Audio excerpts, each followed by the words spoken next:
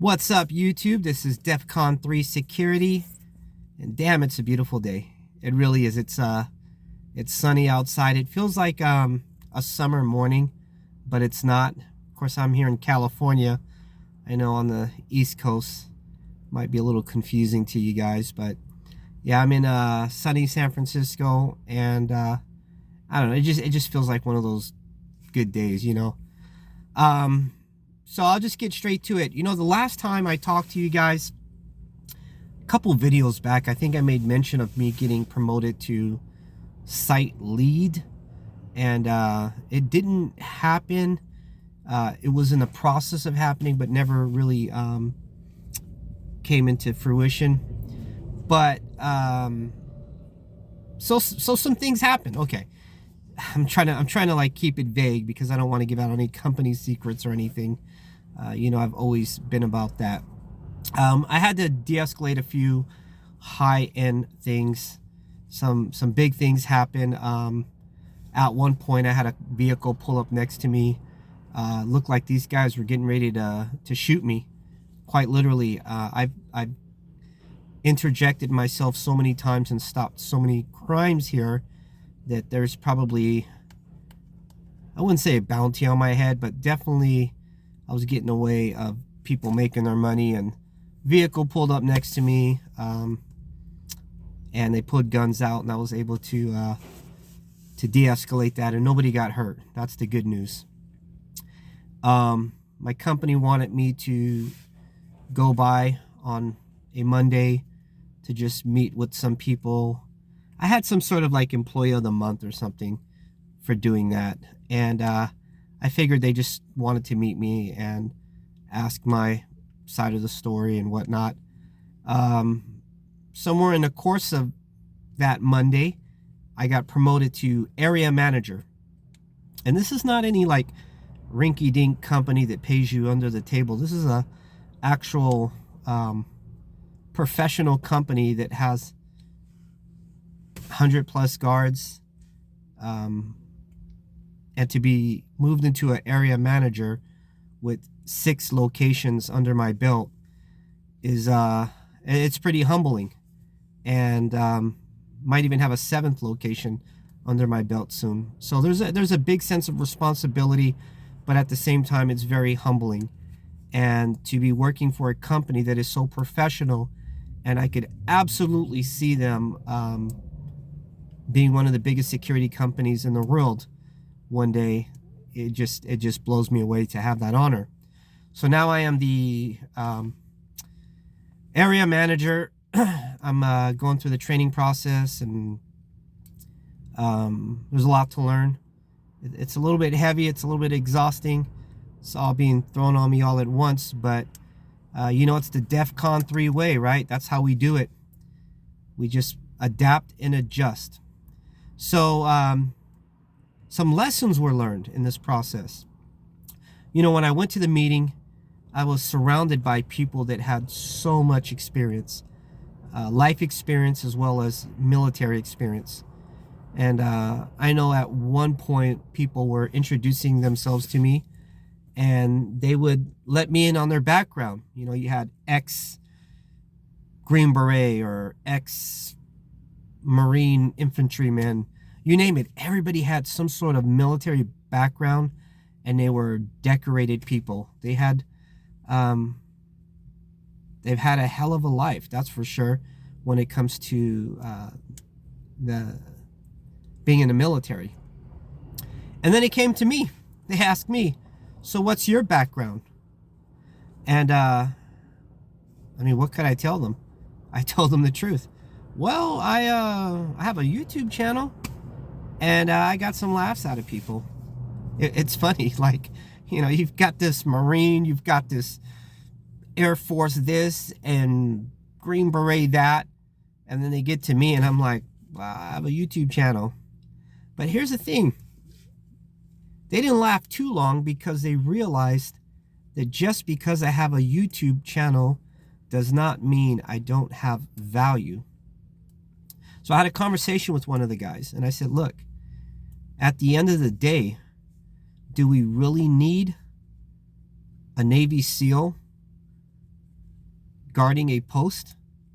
Or do we need somebody that has a YouTube channel that teaches value, that teaches worth, that teaches you how to de-escalate, that teaches you, above all, customer service?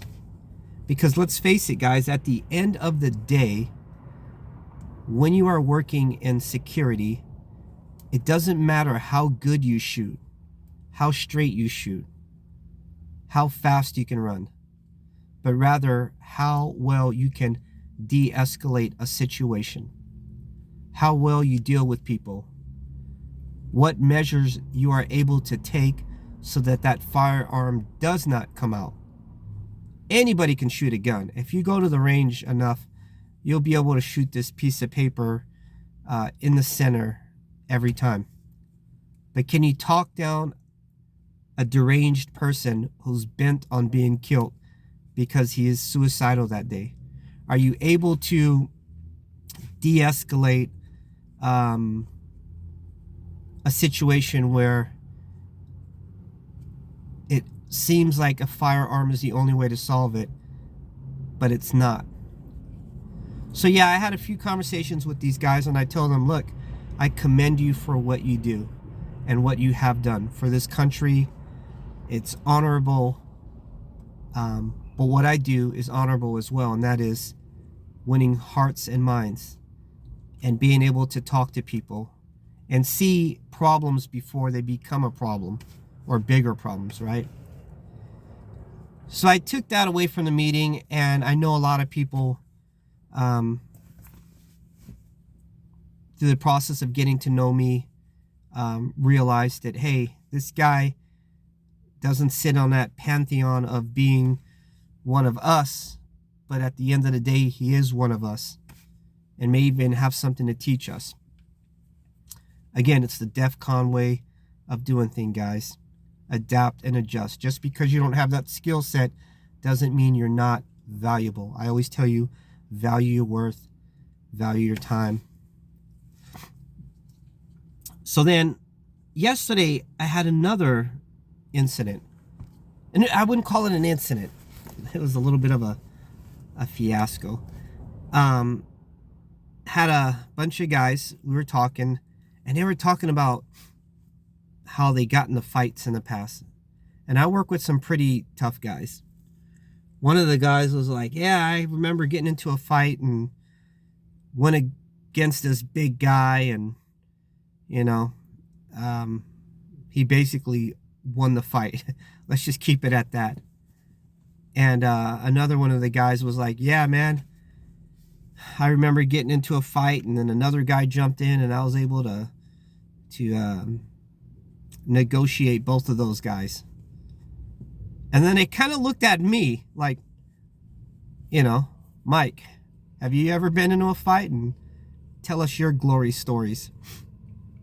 And to be honest, I've been in a lot of fights. But I decided to tell them about a fight that really taught me a lot. And I'll never forget it. Back in the days, I was big into martial arts. I started falling in love with martial arts when I was, I'm going to say 6 years old. I remember one time I was getting into it with some kids on the block, and as I walked away, one of them threw a bottle, and it, I kid you not, hit me in the head, and the bottle just shattered, but it didn't hurt. I think it's because the bottle hit me in such a way, like it was spinning, and when it hit the back of my head, it hit me in such a way that it just burst. It didn't hit me like on the edge of the bottle or anything, so there was not really any pain associated. So the bottle busted. I turned around, and they were just in amazement, like, oh my gosh, I can't believe that didn't faze you.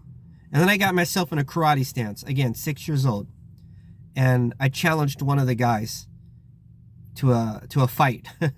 And he ran at me full blast, and I just stuck my leg out, and by chance it hit him in the gut, and he fell down. And everybody thought, wow, you just took the impact of a bottle and you took some other kid down with one kick to the chest. And they're like, how did you do that? And I told them I was a black belt in karate and all this BS, right? And I just remember going home that day and telling my mom, Mom, I want to take karate. I really want to take karate. I just had this most awesome thing happen. And then I started taking martial arts. And anyways, 3 months, 4 months into taking martial arts, we were learning how to do foot sweeps. And I'm a young kid. I think by this time I was 7 years old. And I saw some Asian girl, this Korean girl. I think she was about 13 years old. And here I'm 7 years old. And you know, when you're young, you do stupid things. Like to this day, I'm like, why would I even do that? I didn't know this girl. And I told my friend, watch this. I'm going to go do a foot sweep on her. She was in this little park across the street from my house. So I went up to her and I tried to do a foot sweep. And this is a story I'm telling the guys yesterday about a fight I got into. Because everybody's talking about beating up these big guys and stuff. So I'm going to tell them about a fight I had with a girl. So I go up to this girl and I try to do a foot sweep on her. And the idea was to sweep her feet. She was going to fall on her back. And from that point, I don't know, maybe I would have ran or something. So I do a foot sweep and it didn't work. My foot kind of like got trapped behind her legs. And then she just fell on her butt, just fell backwards purposely, and basically pinned my legs down. She leaned over and just started beating the crap out of me. It started off with slaps and then it started turning into punches. And I remember my friend, his name was Lamont, and we were like hood. We were ghetto back in the day.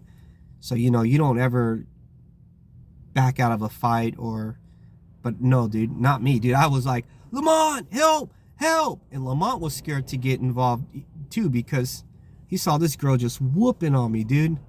And ultimately I was able to like navigate my way out and run to safety. And man, he made fun of me for days. So I had all these guys last night talking about fights that they won. And here I talked about a fight that I lost. Could you imagine whose story was better last night? Whose story had a better lesson? Right? So it's not always about winning. It's not always about being a Navy SEAL. You can have a YouTube channel and still gain respect. I told the guys last night about a time I got into a fight with a girl and she beat the life out of me. And at the end of the story, I got respect. Not only did I get respect, but then they started telling me stories about times that they got beat up and how they learned valuable lessons. Some of those lessons were don't ever underestimate somebody. I've been underestimated, that's for sure, and I'm sure you have as well. It's all about adapting and adjusting. It's the DEFCON 3 way of life. Know your value, know your worth, and above all, be safe.